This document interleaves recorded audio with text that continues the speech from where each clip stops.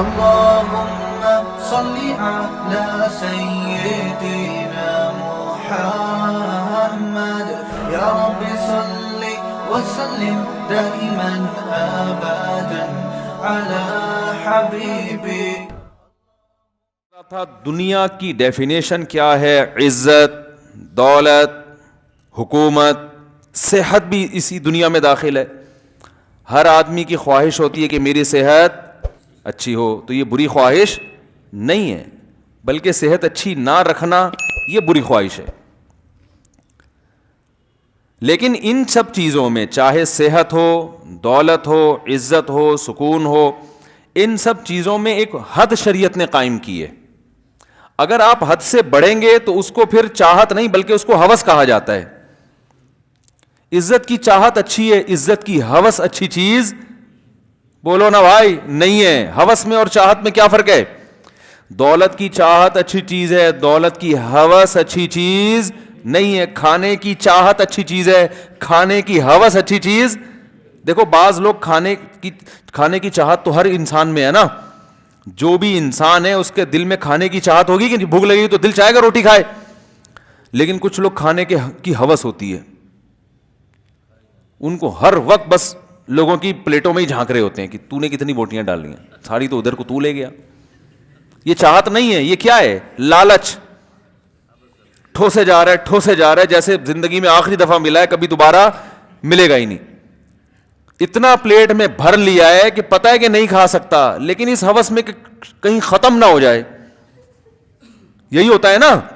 او بھائی شادیوں میں جو لوگ اتنے پلیٹیں بھرتے ہیں تو ان کو پتا ہوتا ہے کہ اتنا ہمارے اسپیس اتنی ہے نہیں ہمارے اندر، لیکن اس لیے بھر رہے ہوتے ہیں کہ شاید جب ٹھوسیں تو خود کوئی کھانچا ایک ایسی آنت اللہ نے پیدا کی ہو جس پر اب تک ہم مطلع نہیں ہوئے. عین ممکن ہے بھائی، سائنسی ترقی تو ہوتی رہتی ہے، کوئی نئی آنت دریافت ہو جائے گی، ہو سکتا ہے اس میں جا رہا ہو وہ. اور یہ بھی ڈر ہوتا ہے کہ اگر ختم ہو گیا پھر کیا کریں گے. تو یہ ہوس ہے بھائی، تھوڑا سا نکال لو یار، تھوڑا سا کھا لو دوبارہ انشاءاللہ دوبارہ بھی مل جائے گا. نہیں ملا تو عزت تو رہے گی نا. پہلے تو عزت ہے نا، یہ کھانا پینا تو بعد میں ہے. دولت کے بارے میں بھی یہی حال ہے کہ دولت کی چاہت تو ہر انسان میں. صحابہ بھی تاجر تھے، کماتے تھے، ضرورت ہوتی ہے بھائی انسان کو. ایک ہے ہوس، دماغ پہ مسلط کر لیا ہے بس، پیسہ پیسہ. اتنا ٹائم لگاتا ہے پیسہ کمانے میں کہ نہ صحت کا خیال نہ بیوی بچوں کے لیے وقت مل رہا ہے. میں اکثر ایک واقعہ بتاتا ہوں. ہمارے بھائی کے دوست تھے اسٹاک ایکسچینج میں، وہ کہتے تھے کہ یار میں بچوں کو دیکھتا ہوں کہ وہ بڑے ہو رہے ہیں انچ کے حساب سے. کیا مطلب؟ صبح جب آفس سے نکلتا ہوں تو بچے جب اسکول جاتے ہیں تو میں سویا ہوا ہوتا ہوں، اور جب اسکول سے آتے ہیں تو میں گھر پہ نہیں ہوتا، آفس میں ہوتا ہوں. جب گھر آتا ہوں اتنی لیٹ آتا ہوں کہ بچے سو چکے ہوتے ہیں. تو بچوں کی زیارت ہی نصیب نہیں ہوتی. تو بس روزانہ بچوں کو جا کے دیکھتا ہوں، اب اتنے تھے اب اتنے بڑے ہو گئے. اور اتوار والے دن بچے وہ نانی کے یہاں اپنی، وہ جو بچے تو جاتے ہیں نا اکثر نانی کے یہاں. یہ نانی بھی اللہ کی بڑی نعمت ہے، یاد رکھو. بچوں کے لیے نانی کا ہونا روٹی جتنا ضروری ہے. اس لیے نانا دادا جلدی بنا کرو، حقیقت ہے. جلدی دادا بن جاؤ، جلدی سے نانا بن جاؤ. اور نانی بھی عورتیں جلدی بن جائیں، دادی بھی جلدی بن جائیں تو وہ اپنی اولاد کی خوشیاں اور بہاریں دیکھنے کو ملتی ہیں ان کو. یہ تو خیر ٹاپک چلتا، ہر بیان میں تھوڑا سا تڑکا ہم اس پہ لگاتے ہیں، یہ ضروری ہے، پروپیگنڈا بہت ہوا ہے نا. تو یہ بھی ہوس ہے کہ آپ نے کمانے میں اتنا ٹائم لگا دیا، ایک عذاب بنا لیا، یار میں پیسہ کیوں نہیں آ رہا، یار یہ پیسہ کہاں سے آئے گا یار. او بھائی جان کیا بھائی، سب کو ضرورت ہے پیسے کی، تو کم مل جائے ٹھیک ہے، نہیں ملے تو 2 وقت کی روٹی جتنا مل جائے. یہ بہرحال دیکھو، ایک تمیز والے آدمی کو اگر کھانا مل جائے، بھوک لگ رہی ہے، بس اتنا ہو کہ بالکل ہی بدمزہ نہ ہو کہ حلق میں اتر ہی نہ رہا ہو، تو گزارے لائق بھی مل جائے کہ بھائی اتنا ہو کہ چلو دال بھی ہے تو تھوڑا سا ٹماٹر کا تڑکا شڑکا لگوا لیتے ہیں، ٹھیک ہے نا. تو یہ کافی ہے. پھر آگے آپ اس میں کڑھائی بھی بنا کے کھا سکتے ہو, نہاری میں نلی بھی ڈال سکتے ہو, مغز بھی ڈال سکتے ہو, پھر تو کوئی انتہا نہیں ہے نا اس کی. تو بھائی جتنا اچھا ہو اچھا ہے, لیکن اس اچھے کے چکر میں جو آپ کو دال مل رہی ہے اس پہ ٹینشن تھوڑی ہوگی. بھوک کے وقت آپ دال بھی کھاؤ گے, تھوڑا سا بنی ہوئی اچھی ہو, تو آدمی کہتا ہے یار اللہ کا بڑا فضل ہے, کھا کے اس میں بھی سیر ہوتا ہے کہ نہیں ہوتا, مزہ آتا ہے. تو اگر دال کھا کے طبیعت سیر ہو گئی بھائی ماشاءاللہ پیٹ بھر گیا, تو اس کا مطلب کھانے کی ہوس نہیں ہے. اور اگر ہر وقت یہی فکر یار یہ کیا کھا رہا ہوں میں, جیسے آج کل بچوں کو ماں باپ نے بگاڑ دیا ہے. ہمیں تو یاد ہے ہم جب کھانا کھاتے تھے تو سمجھ میں آئے نہ آئے گن پوائنٹ پہ ہمیں کھلایا جاتا تھا. ہماری والدہ کا چمٹا مجھے یاد آتا ہے, اللہ مغفرت فرمائے, ان کے درجات بلند فرمائے. کھانا پک رہا ہے نا, آلو کی بھجیا صحیح ہے نا, وہ انڈین کھانے بناتی تھی. آج کھنڈیاں پکی ہیں, وہ کھنڈیوں کا تو لفظ اب کہیں سننے کو ہی نہیں ملتا, آج بڑیاں پکی ہیں, بڑیاں. ہماری والدہ وہ انڈیا کے پرانے کھانے تھے, بڑیاں, کھنڈیاں. وہ کڑی چاول تو ہٹو بچوں ہے, کڑی چاول تو ابھی بھی چھوڑتے نہیں ہم. کڑی چاول تو لوگوں کو پتہ ہی نہیں کڑی چاول کا. جی ہاں, ساگ. تو وہ کھنڈیاں, بچوں کو یہ کھنڈیاں ونڈیاں سمجھ میں نہیں آتی ہے, تو ٹیسٹ ڈیولپ کرنا پڑتا ہے نا کچھ وقت کے بعد. تو وہ بھجیا پکا لی, تو آج کڑیاں پکا لی. تو ہمارا وہ کڑیاں جو ہے نا, وہ کیا تھا, کڑیاں کہہ رہا ہوں, کھنڈیاں اور بڑیاں. وہ منگوچیاں بھی ہوتی تھیں, بیسن کی منگوچیاں. وہ دیکھ کے ہمارے چہرے پہ سلوٹیں آنا شروع ہو جاتی تھی. ہمیں چاہیے تھا بھائی ہر دفعہ گوشت کا سالن ہو, یا کوئی بریانی ہو, یا کوئی پلاؤ ٹائپ کی چیز ہو. تو والدہ نے کبھی بھی ہماری چہرے کی سلوٹوں سے متاثر ہونے کی کوشش نہیں کی. ارے نہیں یہ کھا لے, چل یہ بنا دوں, چل انڈا بنا دوں, صحیح ہے نا. چمٹا دکھاتی تھی, کھا اسے. وہ جو چمٹے سے روٹی پکڑی ہوتی تھی نا, ایسے دکھاتی تھی, کھاؤ. بعض دفعہ کھاتے تھے, بعض دفعہ منہ بنا کے نا تھوڑا بہت گھمایا اور نکل لیے پتلی گلی سے, بھائی نہیں کھایا جا رہا تو نہیں کھاؤ, تو جاؤ بھوکے رہو, صبح ناشتہ مل جائے گا. جتنی خوراک صحت کے لیے ضروری ہے نا وہ مل جاتی ہے. کوئی ضروری نہیں کہ مائیں بچوں کو ٹھونس کے ہی بڑا ہی نہیں ہوگا, بڑا خود بخود ہوگا, صحیح ہے نا, ذہن میں رکھو. آج تک میں نے کوئی آدمی ایسا نہیں دیکھا جو بڑا ہی نہ ہوا ہو, کہ جی یہ 5 سال کے بعد رک گیا تھا, اب یہ اتنے کا اتنا ہی ہے. کوئی بیماری کی وجہ سے قد رک جائے تو ایک الگ بات ہے, کم کھانے کی وجہ سے کبھی بھی قد نہیں رکتا. یہ میڈیکلی ثابت ہے. میرے تو بڑے بڑے ڈاکٹروں سے تعلقات ہیں. ابھی پھر پرسوں ماشاءاللہ ایک بہت بڑے ڈاکٹر آئے تھے, ان سے ہم نے پورا انٹرویو لیا اور بہت ساری معلومات ملی. تو میڈیکل سائنس یہ کہتی ہے کہ بچے کی جو قد ہے نا, اور جو گروتھ جتنی ہونی ہے وہ آٹومیٹیکلی ہوگی, اس کو روکنا بہت مشکل ہے. اگر آپ ماں باپ چاہیں کہ ہمارا بچہ 5 فٹ سے اوپر نہ جائے, مثلا کسی کے بچے بڑے لمبے ہو رہے ہیں, خود بھی لمبے ہیں وہ ماں باپ, وہ چاہ رہے ہیں یار یہ تو 6 فٹ کے عجیب سے لگ رہے ہیں, تو یہ 5.5 پہ آ کے رک جائیں. روکنا مشکل ہے. جتنا بھی بھوکا رکھو گے نہیں, وہ 5.5 تک پہنچے گا. سمجھ رہے ہیں کہ نہیں سمجھ رہے؟ یہ تو قدرت کی طرف سے نا ایسے سافٹ ویئر انسٹال ہو چکے ہوتے ہیں, یہ پروگرامنگ پہلے سے ہو چکی ہوتی ہے. اس کمبخت نے کتنا بڑا ہونا ہے, کتنا چوڑا ہونا ہے, اس کی ہڈی کتنی چوڑی, یہ سب چیزیں گاڈ گفٹیڈ ہیں. اب آپ اگر چاہو کہ بلی کو کھلا کے شیر جتنا بڑا کر دو تو ہو جائے گی, پھٹ کے اٹھا کے مر جائے گی, وہ ہلاک ہو جائے گی. اور اگر آپ یہ چاہو کہ میں اس کو اتنا کم کھلاؤں کہ یہ چوہے جتنی ہو جائے تو ہو جائے گی. بھائی جتنا قد اس نے نکالنا ہے, اور قد اکثر ماں باپ پہ جاتا ہے نا, والدین پہ, یا جو آپ کے جو باپ دادا کا. چائنا والے جتنا بھی کھا لیں, کیا خیال ہے, وہ اتنے سے ہی رہیں گے, پدے سے. وہ اگر ان کی کوئی وہ جینس میں تبدیلی کی تو وہ شاید 8-10 نسلوں کے بعد جا کے کوئی انجیکشن لگا کے کوئی فارم مرغی کی طرح کی کوئی نسل نکالی جائے تو پھر ایک الگ چیز ہے. لیکن یہ چینج کرنا آسان نہیں ہے. میری چھوٹی بچی کو ٹونسلز ہے نا, تو میں بڑا پریشان تھا, میں کہ اس کو آپریشن کراؤں, کیا کراؤں. اللہ جزائے خیر دے کہ یہاں ڈاکٹر صاحب ہیں بڑے سمجھدار. میں نے ان سے کہا یہ اس کے ٹونسلز نہیں ختم ہو رہے, تو انہوں نے کہا اس سے آپ کو تکلیف کیا ہے. میں نے کہا تکلیف یہ ہے کہ ٹونسلز ہیں, بچے کی گروتھ نہیں ہوگی اس سے. انہوں نے کہا ایسا کچھ نہیں ہے, اگر ٹونسلز کے سے کوئی نقصان نہیں ہو رہا, بار بار بخار ہو رہا ہو نا, پھر تو نقصان ہے. اگر بخار نہیں ہو رہا تو انہوں نے کہا قدرتی چیزوں کو چھیڑ چھاڑ کی کوشش. ایسے سمجھدار ڈاکٹر بھی مارکیٹ میں تھوڑے سے شارٹ چل رہے ہیں. بعض ڈاکٹر, سب نہیں, بعض ڈاکٹر تو قصائی ہوتے ہیں, وہ پہلے سے آ رہے چاپڑ واپڑ لے کے بیٹھے ہوئے ہوتے ہیں, لاؤ بھائی اس کو کیا کاٹنا ہے بتاؤ خالی, ٹھیک ہے نا. حقیقت سب نہیں, بعض وہ چاپڑ اور پھوڑے پہلے سے لے کے بتا کاٹنا کیا ہے بس. اور ہمارے فرمایا کرتے تھے ان کی نظر میں کامیاب آپریشن یہ ہوتا ہے کہ جو چیز کاٹنی تھی وہ کٹ گئی ہے, بس یہ کامیاب آپریشن ہے. اب وہ پہلے زندہ وہ زخم پک جائے یا اس کی وجہ سے اس کے سائڈ افیکٹ زیادہ ہوں اور کوئی بڑی بیماری ہو جائے یا وہ جو بیماری کے لیے آپریشن کیا تھا وہ ٹھیک ہو نہ ہو, کہتے ہیں کامیاب آپریشن ہے, یعنی جو چیز کاٹنی تھی وہ کٹ گئی ہے, یہ کامیاب آپریشن. ٹھیک.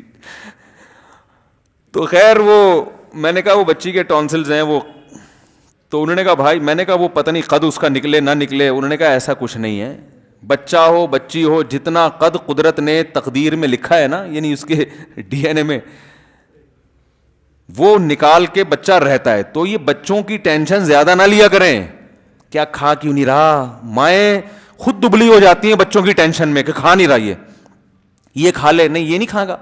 اب صبح ناشتے میں بچوں کے ساتھ کیا, ہمارے گھر بھی بچے ہیں نا, صبح ناشتے میں بچوں کے ساتھ کیا ہوتا ہے آج کل جو ہو رہا ہے, ہماری اماں پراٹھا بنا کے دیتی تھی ہمیں, کھاؤ یہ کھاؤ, ٹھیک ہے نا. تو اس کی وجہ ہے کہ آج ہم پٹھان ہوٹل کے 2 پراٹھے ہضم کر لیتے ہیں آرام سے. مجھے لوگ کہتے ہیں یار یہ کہ لوہا لاٹ ہے کہ کیا میدا رکھا ہوا ہے آپ نے. پٹھان ہوٹل کے پراٹھے ہضم کرنا آسان کام نہیں ہے, وہ بھی ربڑ کے پراٹھے ہوتے ہیں, آپ کو پتہ ہے کوئٹہ ہوٹل کے جو اکثر ربڑ جیسی ہوتی ہے, وہ کھانے نہیں چاہیے, کوئی اچھی چیز نہیں ہے کہ آپ بھی کھانا شروع کر دیں, میدا ہے وہ. تو وہ اللہ کا شکر ہے پھوڑ دیتے ہیں ہم طبیعت سے. تو اس لیے کہ ماؤں نے پراٹھے کھلائے ہوئے ہیں, اب بچے وہ پتہ نہیں بریڈ کو ڈبو کے کھا رہے ہیں, ایک بسکٹ لے لیا اور گھی کی اسمیل آتی ہے ان کو, دیسی گھی سے نا, مما اس میں اسمیل آ رہی ہے, یہی ہوتا ہے نا. دیسی گھی میں کیا آ رہی ہے مما, اسمیل آ رہی ہے. وہ جو فضول قسم کا تیل جس میں صرف ڈبے پہ وٹامن لکھے ہوئے ہوتے ہیں, لوگ سمجھتے ہیں جتنا وٹامن اے اور B+ اور یہ پتہ نہیں کیا خزانے اس میں. او بھائی لکھنے پر گورنمنٹ کی طرف سے کوئی پابندی تھوڑی ہے, کچھ بھی لکھ دو ہے بھائی, ڈبے پہ لکھ دو یار. آپ وٹامن B+ کو 6 سے ضرب دے کے لکھ دو, کوئی چھاپا نہیں پڑے گا فیکٹری پر, کوئی وزارت خوراک کی طرف سے کوئی چھاپا پڑے کہ یار یہ ڈبے پہ تم نے وٹامن B+ اور کیا کیا لکھا ہوا یہ ہے بھی کہ نہیں ہے. کبھی چھاپا پڑا؟ پہلی دفعہ میں ہوتا ہے کہ تھوڑا بہت خوراک کے جو محکمہ ہے وہ اس کو رپورٹ پیش کرنی ہوتی ہے, وہ بھی پتہ نہیں آج کل تو پیسے کھلا کے رپورٹیں بن رہی ہیں. قتل کے کیس میں رپورٹیں پیسے کھلا کے بن جاتی ہیں. تو ڈبے میں وٹامن ہے یا نہیں اس کے لیے کوئی ریسرچ کرے گا؟ کیا خیال ہے بھائی؟ وہ ابھے نندن کو جب ہم نے چائے پلا کے واپس کیا نا, تو انڈیا کو بہت غصہ آیا تھا. تو اس پہ انہوں نے دھمکی دی تھی بعض ٹی وی چینل نے کہ ہم ان کے ٹماٹر بند کر دیں گے, انڈیا سے ٹماٹر بہت آتا ہے. تو ہمارے ہاں بعض لوگوں نے کہا ہمارے ہاں تو ٹومیٹو کیچپ میں ٹماٹر نہیں ڈلتا جو ہے ٹماٹر کی چٹنی. تو ہمارے ہاں تو جو جس چیز کی چٹنی ہے اس میں وہ چیز نہیں ڈل رہی بھائی. تو آپ کیا سمجھتے ہو اس آئل میں وٹامن B ڈالیں گے؟ یہ بھائی وٹامن A ڈالیں گے تو دیسی گھی میں ملے گا آپ کو. یہ جو کوکنگ آئل آ رہے ہیں نا یہ کچھ بھی نہیں ہے. ہمیں کھا لیا کریں, کوئی وہمی نہ بنے. اللہ نے اگر پیسے دیے تو گھی کھایا کریں, بچوں کو گھی کا عادی بنائیں. نہیں دیے تو پھر جو دنیا کھا رہی ہے وہ کھاتے رہیں, وہمی نہ بنے. مر جائیں گے نا زیادہ زیادہ, کیونکہ اب پیسے ہیں نہیں اور گھی خرید کے ٹینشن سے مر جائے گا وہ. تو وہ ٹینشن زیادہ نقصان دہ چیز ہے. تو میں لوگوں سے کہتا ہوں بھائی دیسی انڈے کھایا کرو, پیسے ہیں. نہیں ہے تو یہ فارمی کھاؤ جو پوری دنیا کھا رہی ہے. دیسی مرغیاں کھایا کریں. نہیں ہے تو وہمی نہ بنے. یہ فارمی چکن کھا کے بھی ہم نے 90 سال لوگوں کو جیتے ہوئے دیکھا. ہاں اللہ نے پیسہ دیا تو پھر دیسی چیزوں کو, تو جب نہیں دیا تو جو ہے وہی کھاؤ. گٹکا نہ کھاؤ, بس پان نہ کھاؤ, یہ زیادہ یہ صحیح نہیں ہے. تو خیر کہاں سے کہاں بات چلی گئی. تو ہوس کیا ہے, بچوں کو بھی ہوس کا مریض بنا دیا. وہ کھاتے نہیں ہیں, یہ کھاؤ تو وہ کھاؤ. تو بھائی عادت ڈالو ان کو, سب کچھ کھائیں, اسی سے طاقت. جو بچہ روٹی نہیں کھا سکتا اس کا مطلب وہ تو طاقت نہیں آئے گی اس کے باڈی میں, وہ کمزور ہوگا. روٹی پراٹھوں کا عادی بنائے بچوں کو. تو ہوس جو ہے کھانا بھی انسان کی ایک خواہش ہے, یہ بھی دنیا میں داخل ہے اور یہ حلال خواہش ہے. لیکن اگر یہ اعتدال سے بڑھ جائے تو یہ کیا کہلاتی ہے؟ خواہش نہیں بلکہ ہوس. تو عزت بھی انسان کی ایک ضرورت ہے، لیکن عزت کی چاہت اعتدال سے بڑھ جائے تو یہ کیا بن جاتی ہے؟ ہوس. جیسے بعض لوگ ہر جگہ اپنی ٹانگ اونچی رکھنے کی کوشش کرتے ہیں، ہر وقت یہ چاہتے ہیں کہ ان کی تعریفیں ہوں، ہر جگہ ان کو آگے رکھا جائے. جو پہلے سے عزت دار لوگ ہیں اپنے آپ کو ان سے آگے نکالنے کی کوشش کرتے ہیں بجائے اس کے کہ ان کو عزت دیں. دیکھو بیٹا اگر باپ سے آگے نکلنے کی کوشش کرے کہ میرے ابا کی عزت اس گھر میں بہت ہے، تو ابا کے سامنے تو میری کوئی سنتا ہی نہیں ہے بھائی، تو میں چاہتا ہوں باپ کے سامنے بھی لوگ میری سنیں. تو یہ عزت کی خواہش نہیں ہے بلکہ عزت کی ہوس ہے کہ آپ باپ کا باپ بننے کی کوشش کر رہے ہو. ایک آدمی اپنے آفیسر سے زیادہ عزت چاہتا ہے کہ میری عزت میرے آفیسر سے زیادہ ہو، تو یہ خواہش نہیں ہے بلکہ یہ بھائی جو پہلے سے قابل عزت ہے ان کو تو ان کا مقام دینا پڑے گا نا. تو ہوس بری چیز ہے. قرآن نے کیا بتایا یہود علماء کے بارے میں؟ وَيُحِبُّونَ أَن يُحْمَدُوا بِمَا لَمْ يَفْعَلُوا فَلَا تَحْسَبَنَّهُمْ بِمَفَازَةٍ مِّنَ الْعَذَابِ. فرمایا ان یہودیوں کے علماء چاہتے ہیں کہ ان کی عزت ان کاموں پہ ہو جو کام انہوں نے کیے ہی نہیں ہیں. یہ بھی ایک برائی ہے. انسان میں وہ کوالٹی ہوتی نہیں ہے لیکن چاہتا ہے کہ لوگ سمجھیں کہ مجھ میں یہ کوالٹی ہے اور اس بیس پہ لوگ میری عزت کریں. تو قرآن کے الفاظ ہے فَلَا تَحْسَبَنَّهُمْ بِمَفَازَةٍ مِّنَ الْعَذَابِ. ایسے لوگ عذاب سے بچ جائیں گے اس کا تصور بھی مت کرو. آپ میں کوئی کوالٹی ہے نہیں لیکن آپ چاہتے ہو کہ لوگ یہ سمجھیں کہ مجھ میں یہ خاصیت ہے، میں اتنا اچھا ہوں اور یہ پھر میری عزت کریں. تو عزت کروانا یا عزت کی خواہش رکھنا اچھی بات ہے، لیکن جب یہ سوچ ہوگی تو یہ لمٹ سے تجاوز ہے، یا آپ نے اپنی لمٹ حدود کو کیا کر دیا ہے؟ کراس. تو یہ ہوس کہلائے گی، یہ عزت کا بھوکا کہلائے گا. میں سمجھا پا رہا ہوں بھائی اپنی بات؟ پہلے میں کیا بات سمجھ میں آ رہی ہے؟ اب میں الٹا کرتا ہوں نا کہ میں اگر نہیں آ رہی تو گویا میرا قصور ہے، میں نہیں سمجھا پا رہا. تو یہ تمام چیزیں حد میں ہوں تو اللہ کی طرف سے نعمت ہیں. تو اس کے بارے میں نبی نے فرمائی یہ دنیا ہے، اس کو کیا کہتے ہیں؟ دنیا. تو آپ صلی اللہ علیہ وسلم نے فرمایا کہ اگر دنیا چاہتے ہو نا یہ ساری چیزیں مل جائیں تو آخرت کو سامنے رکھ کے زندگی گزارو. یعنی اصل فکر کیا بنا لو؟ آخرت. اور یہ ساری چیزیں پھر آخرت کے تابع ہو جائیں گی. تو آپ صلی اللہ علیہ وسلم نے فرمایا من کانت الآخرۃ ہمہ، جس نے اپنی اصل فکر آخرت کو بنا لیا، آخرت کہ پہلے جنت باقی سب چیزیں بعد میں، پہلے اللہ باقی سب چیزیں بعد میں. تو یہ ساری چیزیں خود بخود ایک لمٹ میں آ جائیں گی نا.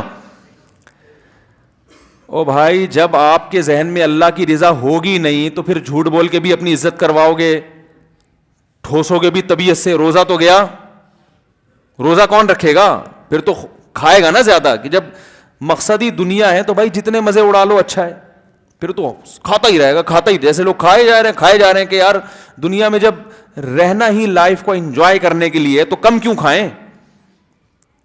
ارے جب دنیا کا مقصد ہی مزے اڑانے تو کم کھانے میں زیادہ مزہ ہے، زیادہ کھانے میں زیادہ مزہ ہے. پھر تو بھرو بوٹیوں اور آدھی یہاں سے کھاؤ ران کی بوٹی، پھر اب چیسٹ کا مزہ لو، اب تھوڑی سی سینے کی. یہی کر رہے ہوتے ہیں نا. جو بیچارہ شریف آدمی ہو تو پہلے ران کی بوٹی کو شادی میں پورا صاف کرے گا، پہلے یہ تو ختم ہو جائے. دوسرا کہے گا ایک چک یہاں سے لے لی تو اب تھوڑا سا مزہ وہاں سے بھی. وہ تکے بھی ٹرائی کر کے دیکھو، ملائی بوٹی تو رہ گئی. تو وہ ہوس ہے نا، اس کو تو خواہش ہے کہ سارے مزے دنیا میں اڑا لوں. تو وہ کھانے میں اعتدال بولو بھائی نہیں. یہ بڑی اہم حدیث ہے، جلدی سے بس 2-4 منٹ میں اس کو کمپلیٹ کرتا ہوں، اللہ کرے ہو جائے. دوسرا عزت کی جب بھوکا ہوتا ہے، اسی طرح دولت کا جو بھوکا ہے. تو آپ صلی اللہ علیہ وسلم نے فرمایا جس نے آخرت کو اصل بنا لیا نا تو یہ چیزیں خود بخود کیا ہو جاتی ہیں؟ لمٹ. اور اس کی خوشخبری کیا دی نبی نے؟ فرمایا اس کو 3 انعام دنیا میں ملیں گے. جعل اللہ غناہ فی قلبی. کیا خوبصورت انعام ہے اور الفاظ ہیں. اللہ اس کے دل میں غنا پیدا کر دے گا، لاپرواہی، بے پرواہی، لوگوں کا محتاج. وہ لوگوں سے یہ امیدیں نہیں لگائے گا کہ میری عزت کرو، مجھے پیسے دو، مجھے کھانا دو، ٹھیک ہے نا، مجھے میرے ساتھ تعاون کرو، میرے ساتھ یہ. کیونکہ وہ جب آخرت اصل ہے تو یہ چیزیں خود بخود لمٹ ہو گئی نا.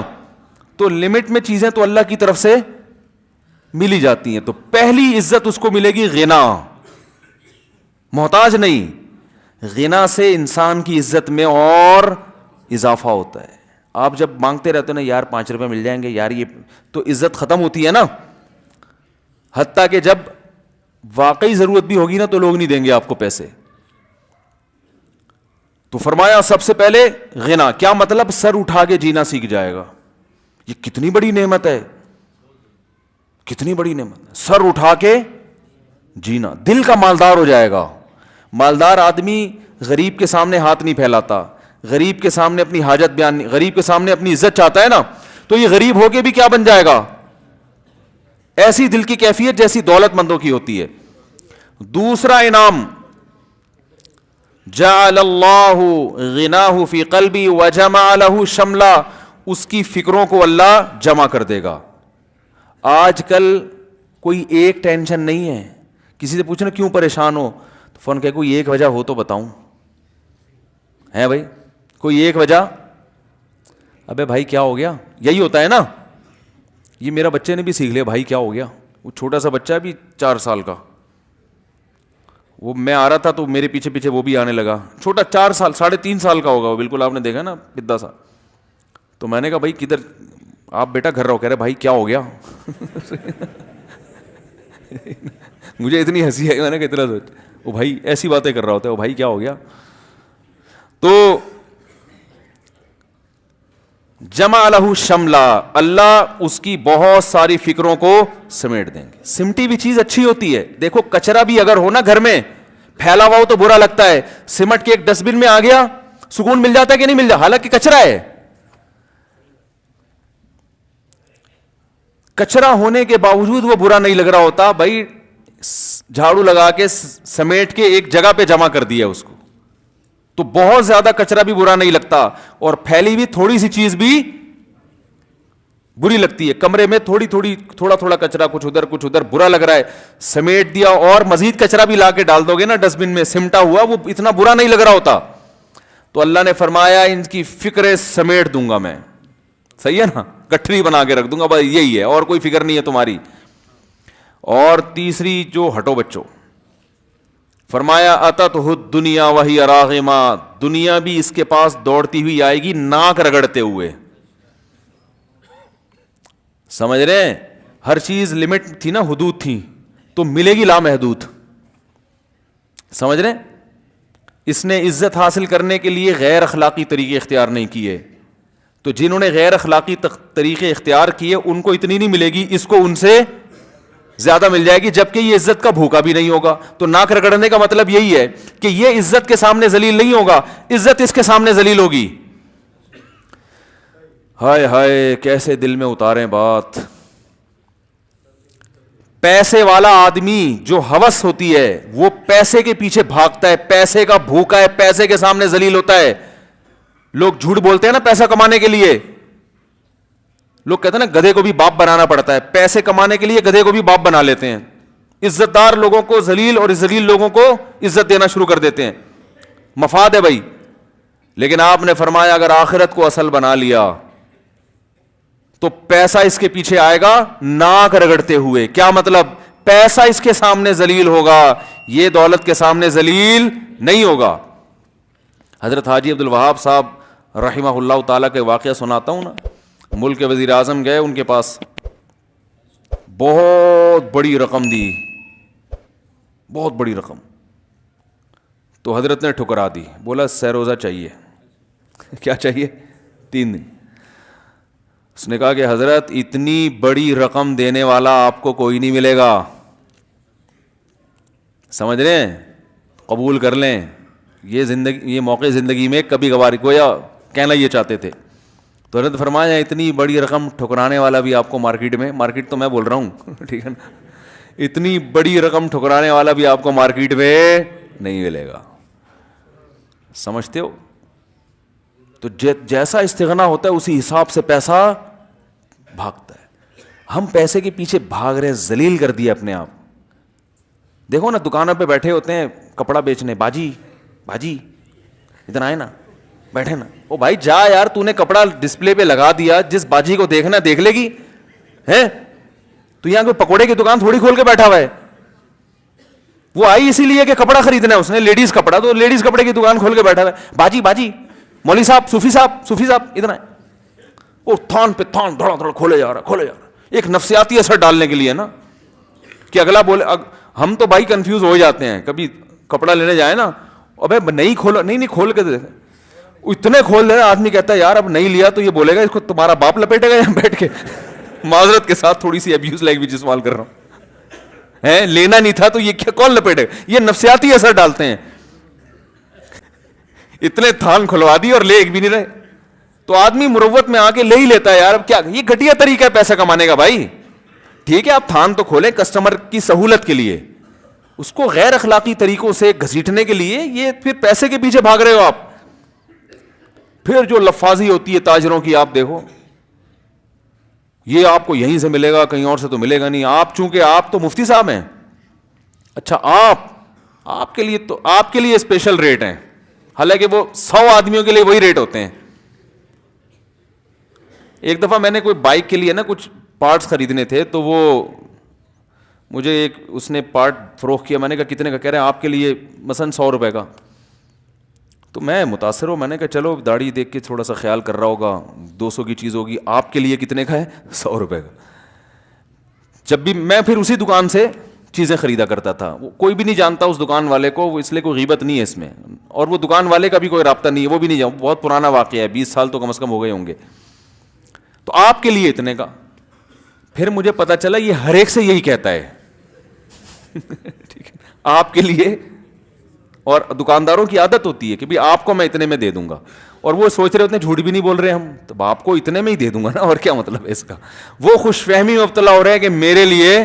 اور انسان پتہ ہے کیا ہے, اپنی تعریف کے معاملے میں بہت جلدی غلط فہمی کا شکار ہو جاتا ہے. یہ انسان کی فطرت ہے. کوئی بھی آپ کی تعریف کرے نا کہ آپ میں یہ بڑی اچھی کوالٹی ہے, تو وہ نہیں بھی ہوگی نا, آپ کو یقین ہے کہ نہیں ہے, یہ کوالٹی تو ہے ہی نہیں, لیکن آپ متاثر ہو گئے, یار بات بندے نے پتے کی ہے. یہ انسانی نیچر ہے, کیونکہ ہر انسان کو اپنے آپ سے بہت محبت ہوتی ہے, تو اپنی تعریف سن کے وہ خوش بھی ہوتا ہے اور وہ متاثر بھی ہو جاتا ہے.